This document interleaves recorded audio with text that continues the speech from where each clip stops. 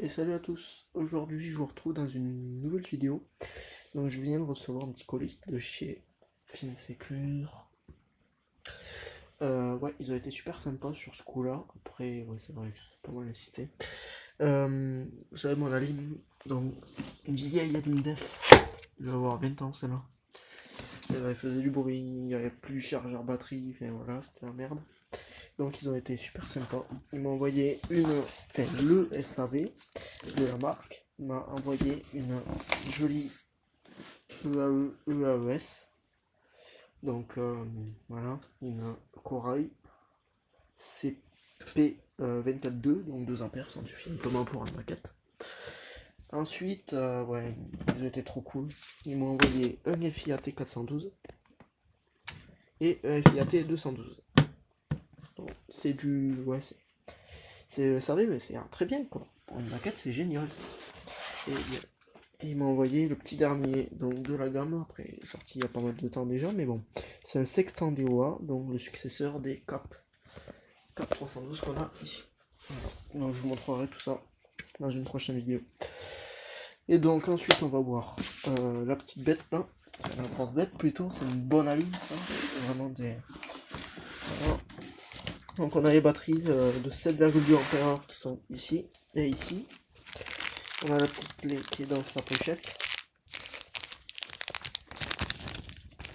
Et avec le jumper pour le 24 volts pour mettre en série les batteries. Voilà. Il faut faire un quart de tour.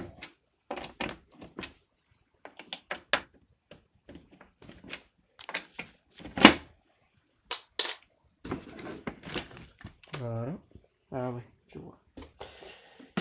Et du coup en fait il faut dévisser ces 6 vis là pour avoir accès à l'alimentation qui se trouve en dessous. Je vous reprends. Voilà, après avoir enlevé les 6 vis autoforeuses qui tenaient le panneau, je sais pas. Ah mais oui, oh, mais, franchement j'étais con. Ouais, en fait il suffit juste de tirer, je pense. Ouais. Parce que regardez, ça s'enlève tout doux, tout seul. On va faire ça, ça sera mieux.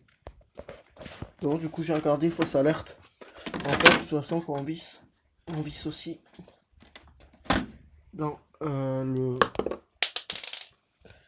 Voilà, dans ça, dans le truc en plastique là. Donc forcément ça tient. Voilà, donc là on a le bornier secteur. On a le bornier batterie, le bornier utilisation 1, utilisation 2. On a le contact défaut utilitaire, 1 ou 2. Défaut batterie, défaut secteur. Donc, non, défaut secteur, défaut batterie. Donc, c'est ces borniers-là à raccorder sur le CS. Donc, si je me souviens bien, il faut raccorder ici où il y a ces petits jumpers. Sur la Baltique.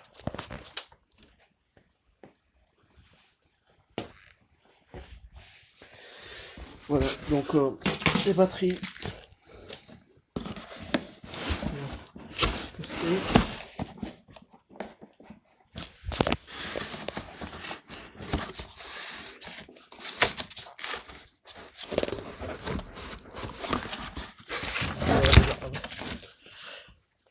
Donc c'est des batteries Harley Power de 12 volts et de 7,2 ampères.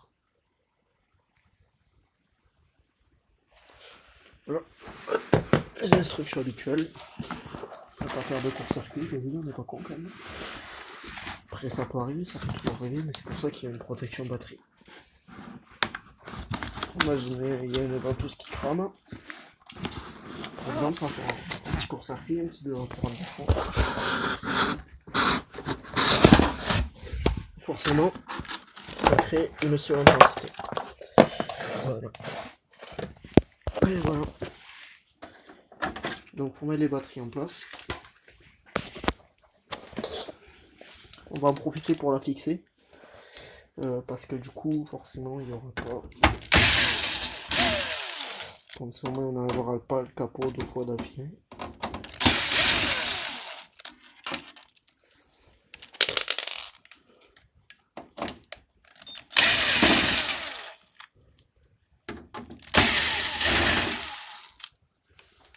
Voilà, donc sachant que les vis, on peut tout à fait les enlever à la visseuse, si on respecte le pas de vis, mais il faudra les revisser à la main pour pas abîmer le plastique. Et doucement. Voilà. Donc là, on a... Comment on met ça? Ah oui, je vais prendre ça. Et comme ça, tac. Oh, peut-être que je me suis bourré, je pense. Donc voilà, c'est dans ce sens-là. Donc sur une batterie, on raccorde le plus, donc en bas, ça sera difficile d'y aller sinon. Voilà. En fait, je fais ça parce que je voudrais donc mettre ça sur ça et utiliser le carton pour ranger là, le report, le vieux report que j'ai pour éviter de l'abîmer. Parce que c'est quand même un collector, c'est bien ça. Donc voilà, ensuite on va brancher le jumper que je disais tout à l'heure. Où il est tombé, Mister. Hein.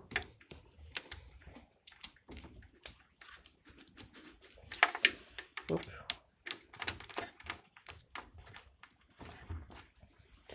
On va raccorder notre batterie. Ouais. On va mettre en place déjà.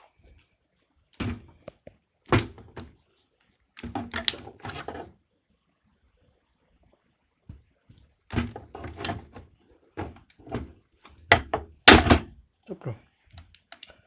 Ouais, la connerie que j'ai fait, c'est que j'aurais dû le mettre avant.